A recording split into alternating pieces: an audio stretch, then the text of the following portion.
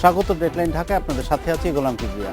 লেখক হুমায়ুন আজাদ দিয়ে শুরু, এরপর ব্লগার রাজীব, অভিজিৎ, ওয়াশিকুর, অনন্ত বিজয়, শিক্ষক লিলন, মৌলানা ফারুকী, এবার আরেক ব্লগার নীলকে একই কায়দায় হত্যা করলো দুর্বৃত্তরা। ভিন্ন মতের জবাব দেওয়া হলো বর্বরভাবে। এসব হত্যার ধরন, লক্ষ্য ও অস্ত্র এক, কিন্তু এভাবে কি মুক্ত চিন্তার কণ্ঠরোধ করা যায়? বিষয়গুলো নিয়ে কথা হবে আজকে ডেডলাইন ঢাকায়। আজ আমাদের সাথে স্টুডিওতে আছেন সমাজতাত্ত্বিক ও গবেষক ডক্টর সেলিমুল্লাহ খান এবং ব্লগার ও সাংবাদিক অমির রহমান পিয়াল। স্বাগত আপনাদের। আমরা দেখলাম আজকে যে হত্যাকাণ্ডটা হলো, তারপর আনসার আল ইসলাম নামে একটি সংগঠন, তারা এর দায় স্বীকার করেছে।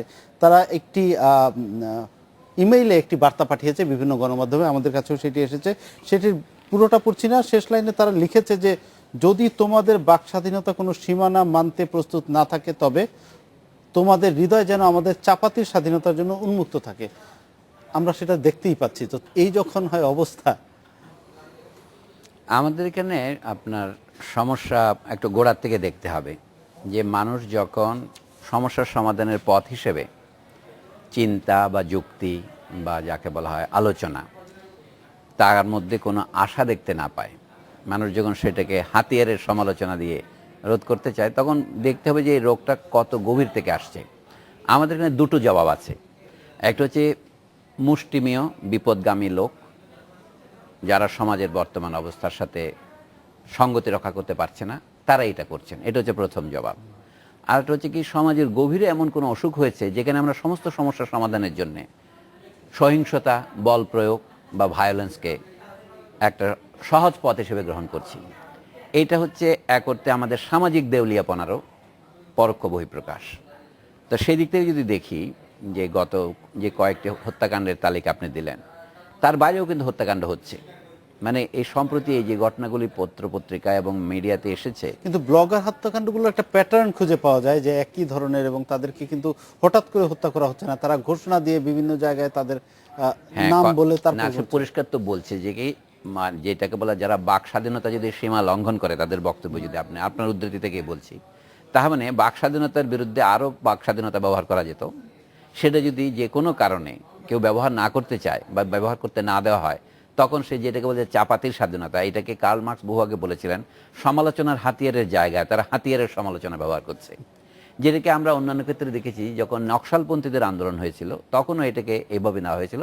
তারা শ্রেণী শত্রু খতমের আন্দোলনে নেমেছিলেন। এখন শ্রেণী না হয়ে ধর্মশত্রু ধরেন, অথবা সম্প্রদায় শত্রু, এভাবে হচ্ছে।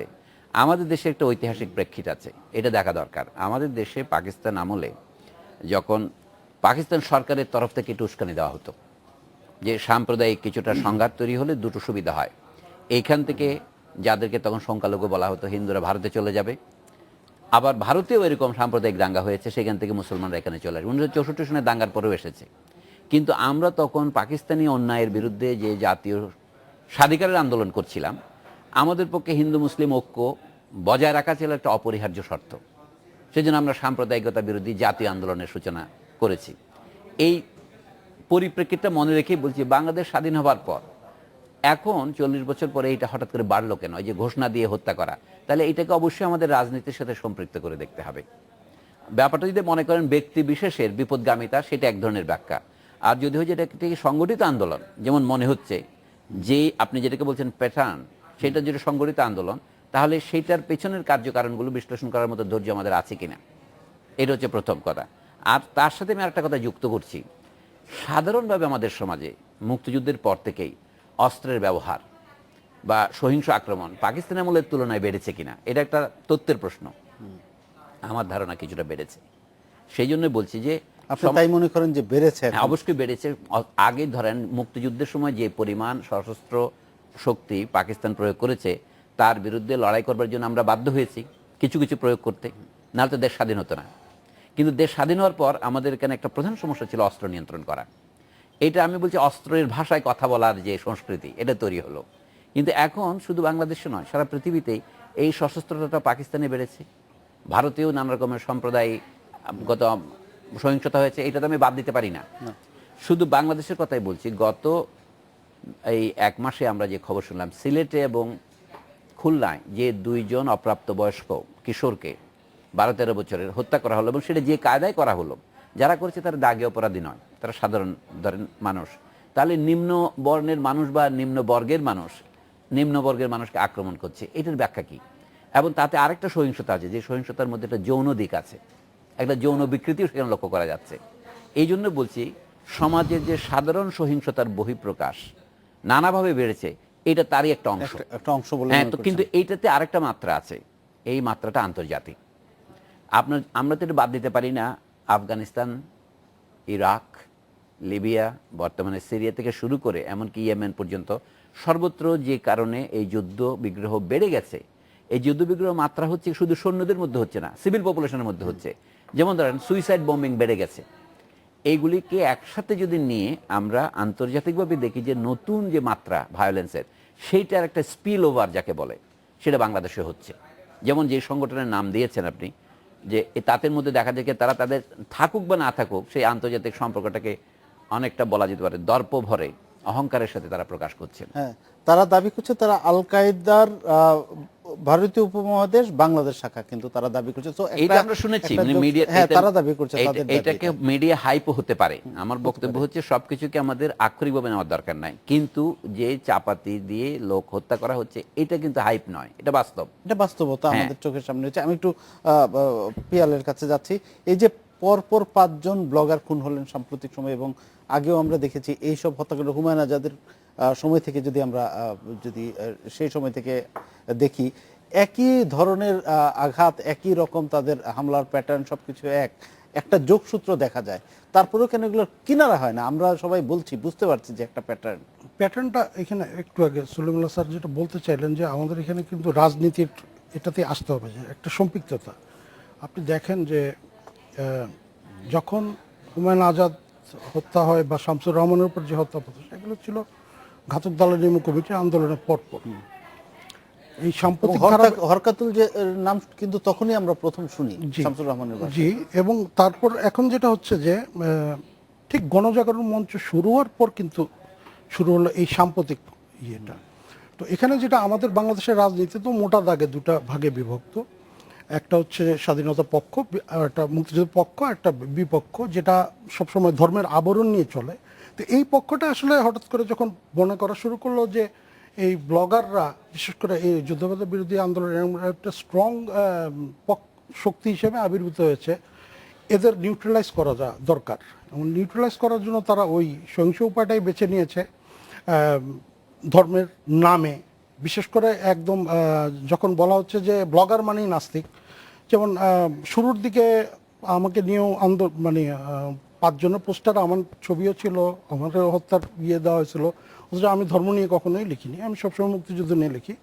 তো এই যে তখন দেখা গেল যে এরা আসলে ব্লগার নামটাকেই ভয় পাচ্ছে, এই স্পেসিসটাকেই ভয় পাচ্ছে, এবং ওভারঅল যারাই তাদের জন্য পিয়াল, আমি একটু আপনাকে ইন্টারাপ্ট করি। সেই সময়ের কথা যদি আপনি মনে করেন, যখন ব্লগারদেরকে নাস্তিক শব্দটার সমর্থক হিসাবে দাঁড় করানো হয়েছিল, তখন কিন্তু ওইপন্থী কিছু মিডিয়াও এটাতে অগ্রণী ভূমিকা নিয়েছিল। আমি এখানে বলতে চাচ্ছি যে দেখেন, বাংলাদেশে ব্লগিং শুরু হয়েছে 2006 সালে, তখনও কিন্তু নাস্তিকতা নিয়ে লেখালেখি হয়েছে। হঠাৎ কেন ঠিক 2013 থেকে শুরু হলো প্যাটার্নটা, যখন মঞ্চ হলো, তারপরে কিন্তু এই আঘাতটা। তার মানে বুঝতে হবে যে এই শক্তি, এই খুনি দলের পেছনে আসলে কারা রয়েছে, কাদের ব্রেন চাইল্ডেরা। সে ঘুরে ফিরে তো সেই সাম্প্রদায়িক শক্তি যারা আমাদের স্বাধীনতার বিরুদ্ধে অবস্থান নিয়েছিল, এবং তারাই নতুন রূপে আবির্ভূত হয়েছে। আগে 71-এ হয়তো আলবদররা একসঙ্গে সবাইকে মেরে ফেলে রেখেছিল রায়ের বাজারে, এখন তারা একে একে করছে, একটা প্যানিক সৃষ্টি করছে, এবং বারবার তাদের খুনগুলো জাস্টিফাই করা হচ্ছে সাধারণের মধ্যে, ধর্মীয় যে ইমোশনাল ব্ল্যাকমেলের মাধ্যমে, যে তারা এটা করছে ধর্মের জন্য বা ইয়ের জন্য। কিন্তু ওই যে সহিংসতা, মানে সহিষ্ণুতার জায়গাটা, ইসলাম আমাদের তো সহিষ্ণুতা শেখায়। তো আমার ধর্ম তো এত ফেলনা না, এত ঠুনকো না যে আমার ধর্মের কেউ সমালোচনা করলেই আমার মানে একেবারে রাগে গা রি করতে হবে, আমার তাকে হত্যা করতে হবে। না, ইটস নট লাইক দ্যাট। তার মানে কি, আমার যদি আমার ধর্মকে মুখ দিয়ে বা লেখনী দিয়ে বা কথা দিয়ে ডিফেন্ড করার ক্ষমতা না রাখে, তার মানে আমার নিজেরই আসলে আমার ধর্ম সম্পর্কে কোনো। আমরা একটা বিরতি নিয়ে আসছি, আরো আলোচনা হবে। নিচে একটা বিরতি, সাথেই থাকুন।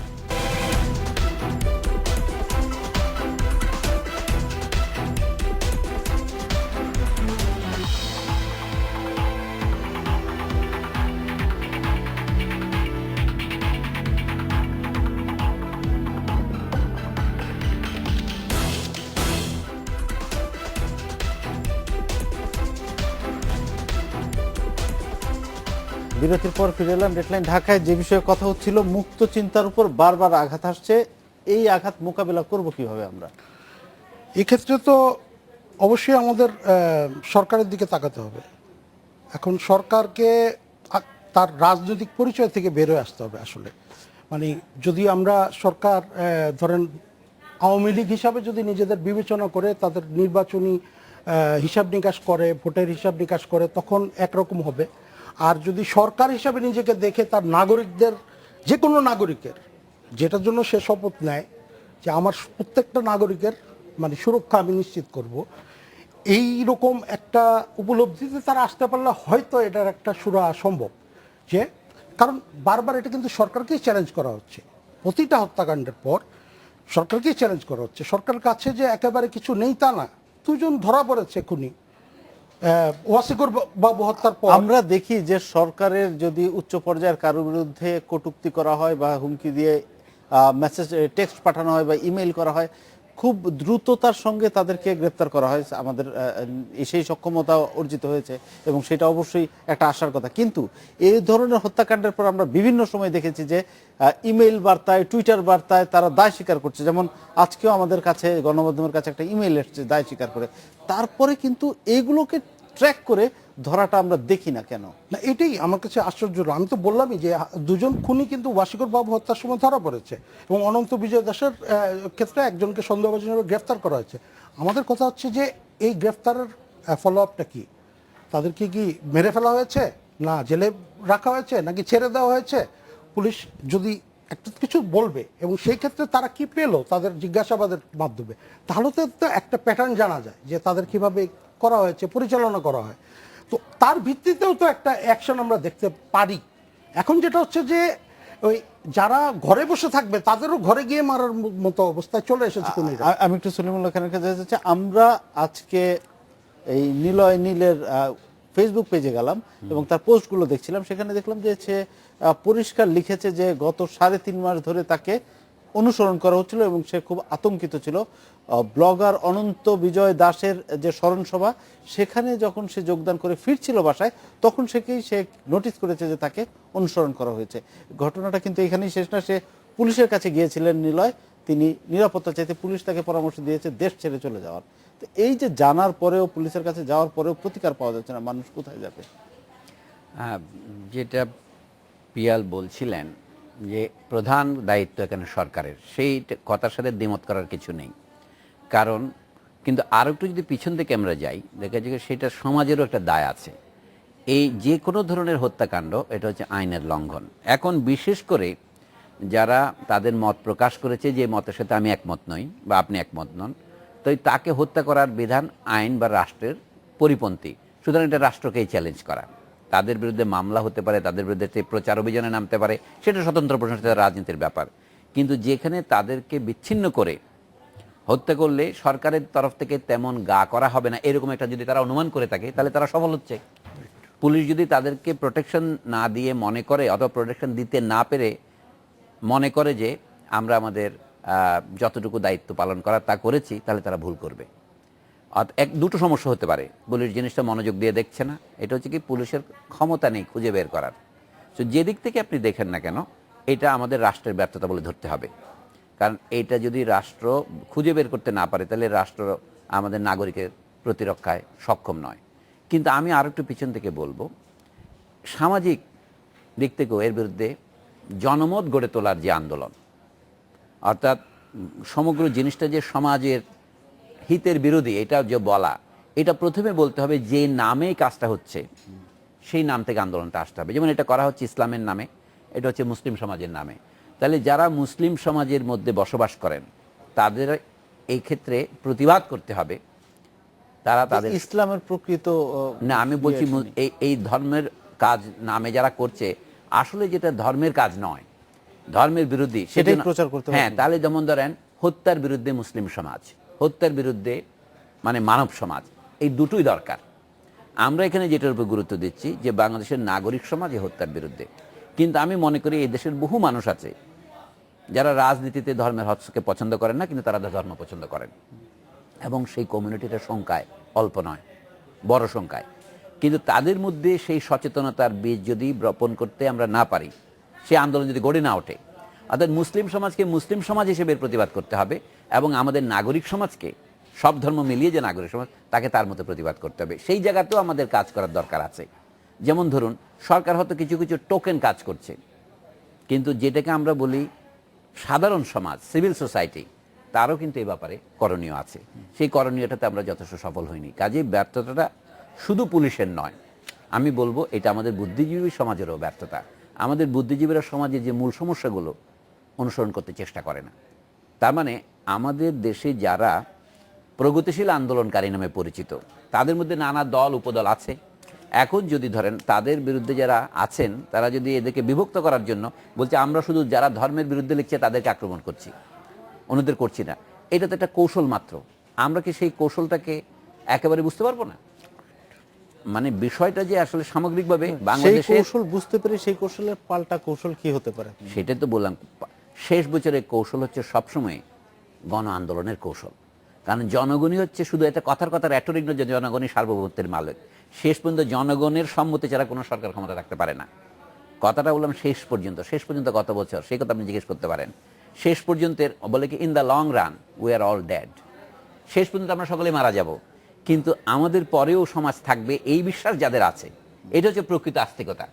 অর্থাৎ যেটাকে আমরা বলি ভবিষ্যৎ প্রজন্ম, তাদের জন্য আমাদের কিছু ঐতিহ্য রেখে যেতে হবে। সেইটা হচ্ছে এই সমাজ যদি আমরা জনমতের ভিত্তিতে, জনস্বার্থের ভিত্তিতে গঠন করতে না পারি, তাহলে এই ধরনের ঘটনার পুনরাবৃত্তি হবে। বর্তমানে আমাদের অন্য কোথাও একটা অসুখ আছে, যে অসুখের সাথে এটা মাত্র সংশ্লিষ্ট। সেটা বলছি, যেখানে সমাজে সাধারণভাবে, আমি আগেই যেটা বলছিলাম, অসহিষ্ণুতার মাত্রা এত বেড়েছে, তাদের তিনটা মাত্রা আছে। এটা হচ্ছে, দেখেন, গরিব শ্রেণীর লোকেরা গরিব শ্রেণীর লোকদের মারছে। যখন সমাজে বড় লোক এবং ধনী লোক, গরিব লোকের প্রভেদটা অনেক পরিমাণে বেড়ে যায়, যেটা আমাদের দেশে বেড়ে যাচ্ছে, তখন কিন্তু লোকে সরাসরি বড় লোককে আক্রমণ করে না, এক গরিব আরেক গরিবকে আক্রমণ করে। এই বিশ্লেষণটা ফ্রান্স ফানোর বিশ্লেষণ, র্যাচেট অফ দ্য আর্থ বইতে, এই দুনিয়ার হতভাগ্য লাঞ্ছিত নামক বইতে ফরাসি ভাষা উনি লিখেছিলেন 1961 সনে। আরেকটা বিশ্লেষণ হচ্ছে, আপনি মাত্রার মধ্যে দেখতে পাচ্ছেন না, এই যে খুলনায় যে ছেলেকে হত্যা করা হলো, তাকে বাতাস দেওয়া হলো এবং সে বললো যে আমি মরে যাব, আর বাতাস দেয়। তারপরে তাকে তো গুলি করে মারতে পারতো, চাপাতি দিয়ে মারতে পারতো। যে কৌশলে মারা হয়েছে তার মধ্যে একটা যৌন বিভৎসতা আছে, সেক্সুয়াল পারভার্সন আছে। এইটাকে আপনি হিসাবের বাইরে নিলে পারবেন না। অনুরূপভাবে এখন যে চাপাতি দিয়ে হত্যা করা হচ্ছে, এটার মধ্যে একটা বিভৎসতা আছে। এইটা তারা তাদেরকে গুলি করে হত্যা করছে না, চাপাতি দিয়ে হত্যা করছে। তার মানে তারা প্রতীকীভাবে করতে চেষ্টা করছে। আমি বলছি এই জিনিসগুলো অর্থ উদ্ধারের প্রয়োজন আছে, এবং সমাজের এই দাওয়াই, এই রোগের দাওয়াই সমাজের মধ্যে আছে। একমাত্র যারা এই ধরনের হত্যাকাণ্ডে অংশ নিচ্ছেন, তাদের একটা রাজনৈতিক উদ্দেশ্য আছে, এটা আপনার ভুললে চলুন। সেটা কি, তারা জনমত জয় করতে চায়। এবং ধরেন, যদি মনে করেন কি, একটা হিন্দুর ছেলেকে মেরেছে, কথায় কথায় একটা নাস্তিককে মেরেছে, একটা ব্লগারকে মেরেছে, সুতরাং আমার কিছু নাই, আমি এবারে নিরপেক্ষ, এটা কিন্তু ভুল রাজনৈতিক দৃষ্টিভঙ্গি। এটা যদি সরকারি দৃষ্টিভঙ্গি গ্রহণ করেন, যেমন আপনি রিপোর্টের মধ্যে বলেন, পুলিশ তাকে যদি বলে থাকে সত্যি সত্যি তার ফেসবুক রিপোর্ট অনুসারে যে তুমি বিদেশে চলে যাও, এইটা কিন্তু সেই মানসিকতারই বহিঃপ্রকাশ যে এটা আমার ব্যাপার নয়। কিন্তু এটা ভুল, এটা ক্রমান্বয়ে এই হত্যাকাণ্ডকে আরো প্রসারিত করবে। আমি একটু পিয়ালের কাছে একটা প্রশ্ন রাখতে চাই। বিভিন্ন হত্যাকাণ্ডের পরে আমরা দেখেছি, যেটি বলছিলাম, যে এক একটা সংস্থা বা সংগঠনের নামে দায় স্বীকার করা হচ্ছে, কখনো বিভিন্ন নামে। এবারও আমরা পেলাম যেমন একটু আগে বলছিলাম যে আনসার আল ইসলাম। তো এই যে নামগুলো ভিন্ন, তাহলে কি এদের মধ্যে কোনো যোগসূত্র আছে বা কি? না, আনসারুল ইসলাম তো এর আগের অনেকগুলো হত্যাকাণ্ডেরই দায় স্বীকার করেছে। প্রথম দিকে আমরা যেমন রাজীব হত্যার সময় ঠিক কারা এটাতে জড়িত ছিল এরকম কোনো নাম পাওয়া যায়নি। অনেক পরে এসে তারা ওই আল কায়দার নাম, আনসারুল ইসলাম নামটা আসলো রাজশাহীতে হত্যাকাণ্ডের পরে, তখন থেকে তারা এটা শুরু করলো। এবং দেখা গেছে যে ওই স্যার একটু আগে যেটা বললেন, আমি এটার সাথে এটা যোগ করব যে এরা আসলে রাজনৈতিক একটা উদ্দেশ্য নিয়েই কিন্তু এগোচ্ছে। এবং দেখা যাচ্ছে যে প্রগতিশীল আন্দোলনে যারা জড়িত, তাদের একটা অংশকে তারা বিচ্ছিন্ন করে এই হত্যাকাণ্ডটা চালিয়ে আসলে নিজেদের ওই জনমত আদায় করা বা সমন্বিতা বা ধর্মের রক্ষক হিসাবে আবির্ভূত হওয়ার যে চর্চাটা চালাচ্ছে, সেটা আসলে এইভাবে এটা। এবং এইটার সমাধানটা যদি বলি, ওইটা একদম ওইভাবেই হবে যে, যেমন আমাদের আলেমদের এগিয়ে আসতে হবে। ইসলামের আলেমরা যেমন ধর্মীয় খুতবায় বলতে হবে যে আমার সহিষ্ণুতাটা কোন পর্যায়ে যাবে, বা আমি একজন কাফের বা একজন নাস্তিকের সাথে বা একজন বিধর্মীর সাথে ঠিক কী পরিমাণ আচর কি হবে আমার আচরণ একজন মুসলমান হিসাবে, হ্যাঁ, is it to kill him or মানে তার সাথে যৌক্তিক তর্কে যাওয়া এবং প্রয়োজনে তাকে অবজ্ঞা করা, ইগনোর। তার বাক স্বাধীনতা, সে চিৎকার করলো, আমি যদি না শুনি, আমি যদি তাকে অবজ্ঞা করি, সেটা তো কোনো কাজে আসবে না। যদি আমাকে শোনাতেই না পারলো, তাহলে তো তার চেঁচামেচি কোনো কাজে আসলো না। সেটাই তো এখন আমাদের ওইটাই দেখতে হবে যে সরকার যদি পরিকল্পিতভাবে এই যে আমাদের যে বিশিষ্ট আলেম যারা রয়েছেন তাদেরকে কাজে লাগাতে পারেন এবং এই জিনিসগুলা, যে এই হত্যাকাণ্ডগুলো আসলে ইসলামকে বিতর্কিত করছে এবং জঙ্গিবাদ তো ইসলামের ফেস না, রিয়েল ফেস না। বিশেষ যে এইটা আসলে ওই কোরআনে বা হাদিসে যে মুনাফেকদের কথা বলা হয়েছে, মুনাফেকরা যেভাবে ধর্মকে বিতর্কিত করবে বলে বলা হয়েছে, ভবিষ্যৎবাণী করা হয়েছে, এরা তাই করছে। আমরা আরো একটা বিরতি নিয়ে আসছি, নিচ্ছে একটা বিরতি, সাথে থাকুন।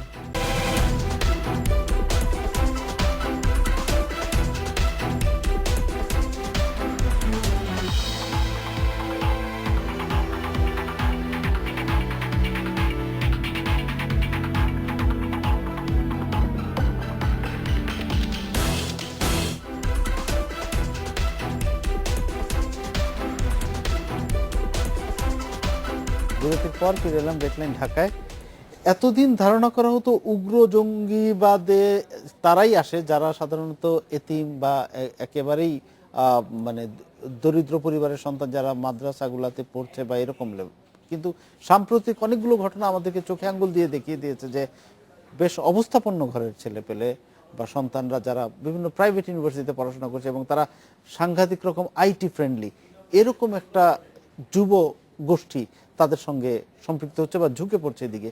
এই যে এই শিফট, এটার কি কারণ কি মনে করেন? না, দুনিয়া তো এক জায়গায় থেমে নেই। আমরা তো সবাই গ্লোবালাইজেশন বা বিশ্বায়নের কথা বলি। তাহলে পৃথিবীতে অন্য কোথায় কী ঘটছে সেটার প্রভাব আমাদের দেশে পড়বে, এটাই স্বাভাবিক। তো এখন আমি তো একটু আগে উল্লেখ করেছিলাম, আফগানিস্তান থেকে শুরু করে সিরিয়া পর্যন্ত পৃথিবীতে যত ঘটনা ঘটছে এগুলি অনেক, এটা সত্য যে এই দেশগুলো মুসলিম প্রধান দেশ, সবগুলো তো ইসলামিক দেশ নয়। তো সেখানে যা ঘটছে সেটার প্রভাব মুসলিম কমিউনিটির উপর সারা পৃথিবীতেই পড়ছে, শুধু আমাদের দেশ নয়। এটা হচ্ছে প্রথম।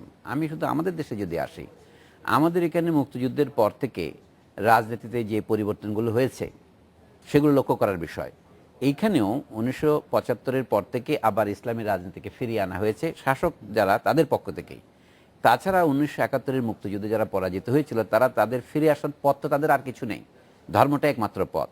আচ্ছা, এই আর দ্বিতীয় হচ্ছে, আমরা আগে যেটা মনে করতাম মাদ্রাসার ছাত্র যারা বা মাদ্রাসা যারা পড়তে যায় তাদের মধ্য থেকে এই জঙ্গি তৈরি হয়, সেই ধারণার মধ্যে একটা আংশিক ভুল আছে। যে এখন অন্য জায়গাতেও যেখানে এই সংঘাতটা দেখা যাচ্ছে, রাজনৈতিক সংঘাত মানে অর্থাৎ মুসলমান সমাজের মধ্যে দুই ধরনের রাজনীতি আছে। যে আমরা একটা রাজনীতিতে যাব, হিন্দু মুসলমান সব মানুষকে মিলিয়ে জাতীয় গণতান্ত্রিক পথে যাব। আর একটা হচ্ছে কি আবারও সেই ধর্মীয় সংকীর্ণতা অর্থাৎ সাম্প্রদায়িক সংকীর্ণতা, যেটার জন্য আমাদের দুটো সমস্যা কাজ করে। আমাদের পাশের দেশ ভারতে কি হয় সেটার প্রভাব আপনি না চাইলেও এদেশে পড়ে।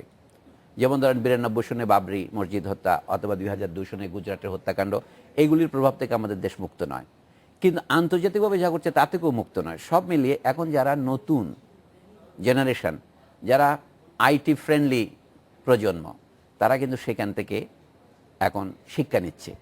এই সব মিলিয়ে এটা হচ্ছে যাকে বলা হয় ব্রিডিং গ্রাউন্ড, যেখান থেকে রিক্রুটমেন্টটা হয়। কিন্তু আমি বলবো আমাদের সমগ্র রাজনীতিতে আমাদের দৃষ্টিভঙ্গির মধ্যে একটা পরিবর্তন আনা দরকার। সেটা হচ্ছে শুধু সরকার নয়, আমি সমাজের জন্যই বলছি। একসময় মুসলিম সমাজ যখন এই দেশে মাইনরিটি হিসেবে বিবেচিত হতো অবিভক্ত বাংলায়, তখন ধরেন মুসলিম সমাজের মধ্যে যারা সংস্কারের জন্য আন্দোলন করতেন তাদের ভঙ্গিটা কী ছিল, মানে তারা সমান অধিকার দাবি করেছে মুসলিমদের জন্য, কিন্তু তার পরিণতিতে দেশ ভাগ হয়েছে। কিন্তু ভাগটা ছিল সমান অধিকারের দাবি, গণতান্ত্রিক অধিকারের দাবি, কিন্তু সে দেশের মধ্যে বিচ্ছিন্নতাবাদে রূপান্তরিত হয়েছে। আপনি এটা অনেক সময় নিয়ন্ত্রণ করতে পারেন না। সেই সময় যারা নেতা ছিলেন, তার মধ্যে সবচেয়ে বড় কথা বলছি, 19বিংশ শতাব্দীর শেষে মুন্সি মেহেরুল্লাহ বলে এক ভদ্রলোক যশোর অঞ্চলে ধর্মপ্রচারক ছিলেন। তিনি খ্রিস্টান পাদ্রীদের সাথে তর্কে লিপ্ত হয়েছিলেন। তিনি বাংলা ইসলাম প্রচার শুরু করলেন নতুন করে। অথবা আমাদের মানে গত শতাব্দীতে কবি গোলাম মোস্তফা, তিনিও যশোরের লোক, তিনি অনেক গান লিখেছেন। যেমন যেটা এখন আমাদের ওয়াজ মাহফিলে মৌলবী সাহেবরা কিয়াম বলে পাঠ করেন, ইয়া নবী সালাম আলাইকে, সেটা তিনি লিখেছেন। সবচেয়ে বড় উদাহরণ হচ্ছে আমাদের কবি নজরুল ইসলাম। তিনি লিখেছেন যে গানগুলি এই যে রমজানের ওই রোজার শেষে এলো খুশির ঈদ অথবা অজস্র ইসলামী গান, কিন্তু নজরুল ইসলামের চেয়ে বেশি অসাম্প্রদায়িক, বেশি ধর্মনিরপেক্ষ, বেশি গণতান্ত্রিক আরেকজন কবিতা আমরা বাংলা সমাজে এখনো জন্ম দিতে পারিনি। কিন্তু এখনকার যারা প্রগতিশীল, আমি তাদের দিক থেকে বলছি, তারা কিন্তু এখান থেকে শিক্ষা নিতে ব্যর্থ হয়েছে। মুসলিম সমাজের ভেতরে যে পশ্চাৎপদতা আছে, এটা আমাদেরই সমাজ, এই সমাজের মধ্যে শিক্ষার প্রসার হয়নি, এই সমাজ অর্থনৈতিক অনুন্নতিতে অনেক দিন ধরে ডুবেছিল, এই সমাজ একদিনে আধুনিক সমাজ হয়নি। কিন্তু তাকে সামনে আনার জন্য নজরুল ইসলাম যে কাজ করেছিলেন, আপনি জানেন নজরুল ইসলামের জীবনের শেষ বই কি? মরুভাস্কর। এটা তিনি শেষ করতে পারেননি, তার মৃত্যুর পরে এটা 1950-এর দিকে বেরিয়েছিল এই বই। এই বই অসম্পূর্ণ। এটা কি মরুভাস্কর মানে কি? পয়গম্বর হযরত মুহাম্মদের জীবনী তিনি লিখেছেন। আমরা আরেকজন ধর্মনিরপেক্ষ পণ্ডিতের নাম বলি, কাজী আব্দুল ওদুদ। তিনি কলকাতায় থেকে গিয়েছিলেন 47-এর দেশভাগের পর। নজরুল যেমন পাকিস্তান চাননি, উনিও পাকিস্তান চাননি। নজরুল তো অসুস্থ ছিলেন, কিন্তু ইনি সুস্থ ছিলেন, ইনি কলকাতায় ছিলেন। কিন্তু কলকাতায় থেকে 1966 সনে তিনি পবিত্র কোরআনের 2 খণ্ডে অনুবাদ প্রকাশ করেছেন, হযরত মুহাম্মদের জীবনী প্রকাশ করেছেন। আমি যে মুসলিম সমাজকে এগিয়ে নিয়ে যাওয়ার জন্য এই যে নীরব মনীষীদের সাধনা, সেইটাকে যদি আপনি একপাশে সরে দিয়ে শুধু মুসলিম সমাজকে সরাসরি তাকে এমনভাবে ধর্মনিরপেক্ষ হতে বলেন যেখানে সে মনে করবে আপনি তার ধর্মকে অবজ্ঞা করছেন, তাহলে আপনি সফল হবেন না। এই জন্য বলি দুটো রাজনীতি আছে, একটা হচ্ছে আমাদের জাতীয় রাজনীতি যেখানে হিন্দু, মুসলিম, বৌদ্ধ, খ্রিস্টান সবাই একসাথে থাকবে, আর একটা হচ্ছে মুসলিম সমাজের ভিতরে একটা সংগ্রাম আছে, তাকে এগিয়ে নিয়ে যেতে হবে। সেখানে যেটা অশিক্ষা, সেখানে যেটা কুসংস্কার, যেখানে সেটা অন্ধত্ব বা যেটা জঙ্গিবাদের জন্ম দিচ্ছে। কিন্তু দুর্ভাগ্যের বিষয়, ইংরেজি শিক্ষা এই ব্যাপারে আমাদের সহায়তা করেনি। আমরা মনে করেছিলাম ইংরেজি শিক্ষিত লোক মাত্রই আপনা আপনি প্রগতিশীল, আপনা আপনি গণতান্ত্রিক। কথাটা সত্য নয়। এই জন্য বলবো, ইংরেজি শিক্ষিতদের মধ্যেও একটা বিরাট অংশ যারা চোখ কান খুলে দেখতে পাচ্ছে সাম্রাজ্যবাদ মুসলিম দেশগুলিকে পদানত করছে, অপমানিত করছে, আফগানিস্তানের মৃত সৈনিকদের মুখের উপর পেশাব করে দিচ্ছে, এইগুলির মূল্য আমাদের দিতে হচ্ছে। এই জন্য আমি বলছি আমাদের সমাজে যারা প্রগতিশীল বুদ্ধিজীবী তাদের পুনরায় ভেবে দেখার দরকার আছে। এই মুসলিম সমাজকে একপাশে ফেলে রেখে আপনি কাল্পনিক স্বাধীনতা দিয়ে বসে এগোতে পারবেন না। আমাদের এদেরকে উন্নত করতে হবে, এদেরকে নিয়ে এগোতে হবে এবং এদেরকে দিতে হবে। এই জন্য পিএলের সাথে আমি একমত, শুধু ইমামরা নয়, সাধারণ মুসল্লিদেরকে একত্রিত করতে হবে যে বলুন কোনটা মুসলমানদের জন্য ভালো পথ। আমরা বলি এই দেশে বহু ধর্ম সম্প্রদায় আছে, রাজনীতিতে ধর্ম সম্প্রদায় থাকবে না, কিন্তু সম্প্রদায় থাকবে না এটা আপনি বলতে পারছেন না। তার ধর্ম সম্প্রদায়ের তার বিশ্বাস থাকবে, তার রিচুয়াল থাকবে। আমাদের তো ঈদের ছুটিতে এই দেশ খালি হয়ে যায়। এখনো আপনার পত্রিকাতে আপনি ঈদ সংখ্যায় বের করেন, এখানে তো পূজা সংখ্যা বের করেন না। ধর্মনিরপেক্ষরা এটা করে, তাই না?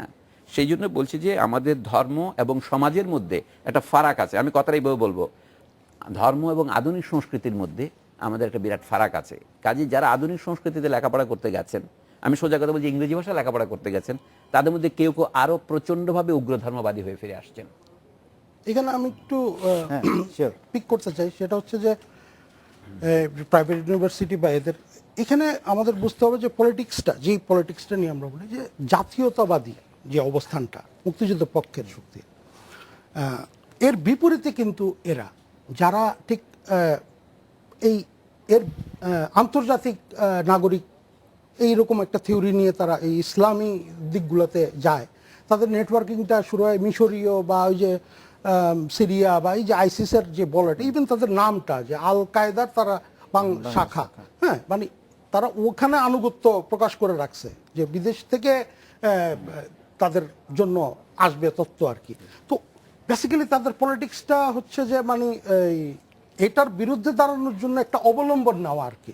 এখানে ধর্ম অবলম্বন, জঙ্গিবাদ অবলম্বন, সব কিছু অবলম্বন। আলটিমেটলি যেটা হচ্ছে যে তাদের যে কোনো মূল্যে নিজেদের টিকিয়ে রাখা। কারণ প্রগতিশীল বা বুদ্ধিজীবী মহলে বাংলার সুশীল সমাজে বহুধা বিভক্ত, নানা মত, কিন্তু এই অক্ষটা এরা কিন্তু একজোট, এবং যে কারণে এরা বারবার আমাদের উপর আঘাত করে হয়তো পার পেয়ে যাচ্ছে।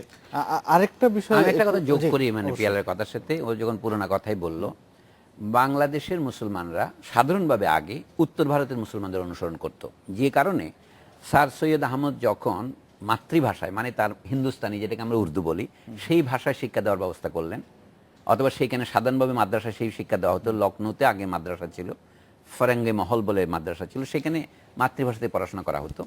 তা আমাদের বাংলাদেশে সেটা আমরা বাংলায় না করে তাদেরকে আক্ষরিকভাবে অনুবাদ করতে গেলাম, এটা ছিল ভুল। তারপরে ধরেন মহাত্মা গান্ধী যখন আন্দোলনে নামলেন, তার আগে তখন বাংলার মুসলমানরাও যোগ দিলেন খেলাফত আন্দোলনে। এটাকে বলা হতো, এর আগে একটা আন্দোলন ছিল, এটাকে প্যান ইসলামিজম বলা হতো, সারা দুনিয়ার মানুষ, অর্থাৎ বাংলাদেশের মুসলমানরা ভারতের মাপেও প্রান্তিক, আর ভারতের মুসলমানরা আরব জগতের মাপে প্রান্তিক বা তুরস্কের জগতে প্রান্তিক। বিশ্ব মুসলিম সম্প্রদায়ের সাথে তাদের যুক্ত হওয়ার বাসনা এটা আছে, না হলে 1974 সনে ধরেন ইসলামিক সম্মেলনে যাওয়ার জন্য আমাদের তৎকালীন প্রধানমন্ত্রী লাহোরে যেতেন না। মুসলিম সমাজের সাথে বাংলাদেশের একটা সম্পর্ক আছে, এটা অস্বীকার করার কিছু নেই, কিন্তু সেইটার দুটো অর্থ আছে। অর্থাৎ সেইটা আপনাকে কোথায় নিয়ে যাবে, আর সেইটা আপনার অতীতের দিকে তাকালে চলবে না, আমাদের তো সামনের দিকে তাকাতে হবে। যেমন অনেকে মনে করি ইতিহাসকে আমরা বলে অতীতের কাহিনী, আমি বলবো ইতিহাস শুধু অতীতের কাহিনী না, ইতিহাস ভবিষ্যতের কাহিনীও বটে। আমি কোথায় ছিলাম, কোথায় যেতে চাই। আমি বলছি ভারতবর্ষে আমরা ছিলাম ইংরেজের প্রজা, কিন্তু যখন ভারতবর্ষে ইংরেজ চলে যাবে তখন মুসলমানদের গণতান্ত্রিক অধিকার ভবিষ্যৎ ভারতে রক্ষা পাবে কিনা, সেই জন্য তো আন্দোলনটা শুরু হয়েছিল। কিন্তু সেটা করার জন্য তারা ভারতীয় যতটা না, বাঙালি যতটা না, তার চেয়ে বেশি তারা আরব দাবি করে নিজেদের, বা তুরস্কের খেলাফতের জন্য তারা প্রাণ ত্যাগ করে নিজের দাবি বাদ দিয়ে, সেটা তারা ভুল করেছিল। সেই ভুলের ঐতিহ্য এখনো চলছে। আমরা একটা বিরতি নিয়ে আসছি, আবার একটা বিরতি, সাথেই থাকুন।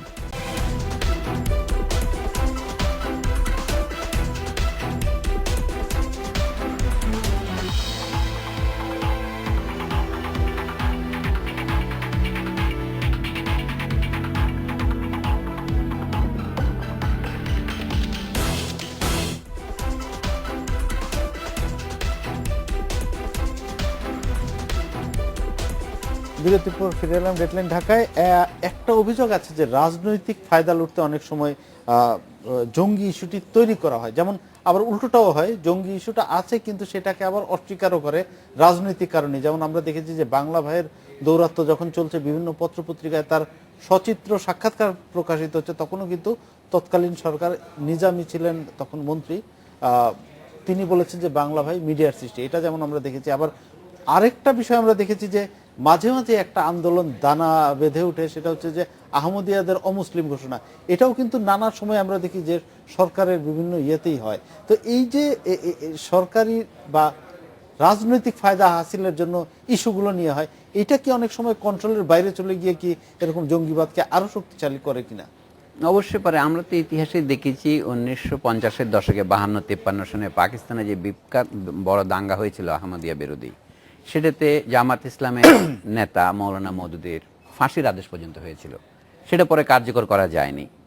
তার মানে পাকিস্তানে সেই বিশৃঙ্খলা এত বেড়ে গিয়েছিল যে এটা সামরিক বাহিনীর সরাসরি হস্তক্ষেপ করতে হয়েছিল, পাঞ্জাবে মার্শাল ল জারি করতে হয়েছিল। তার মানে ঘটনার ব্যাপকতা অনুসারে এই রাষ্ট্র প্রতিকার করেছিলেন। কিন্তু এখনও সেই আহমদিয়া ইস্যু নিয়ে আমাদের দেশেও যে আন্দোলন করার চেষ্টা হচ্ছে, সেটা হচ্ছে একই জায়গায় প্রত্যাবর্তন। শুধু আহমদিয়া নয়, পাকিস্তানের তৎকালীন খুব দক্ষ পররাষ্ট্রমন্ত্রী ছিলেন স্যার জাফরুল্লাহ খান। তো সে স্যার জাফরুল্লাহকে, উনিও ধর্মের দিক থেকে হয়তো ভিন্ন মতাবলম্বী ছিলেন, সেই জন্য তাকে অপসারণ করার জন্য আন্দোলন হয়েছিল। এমন সময় রাজনৈতিক কারণে কোনো প্রতিপক্ষকে কোণঠাসা করবার জন্যে এই ধরনের কৌশল নেওয়া হয়।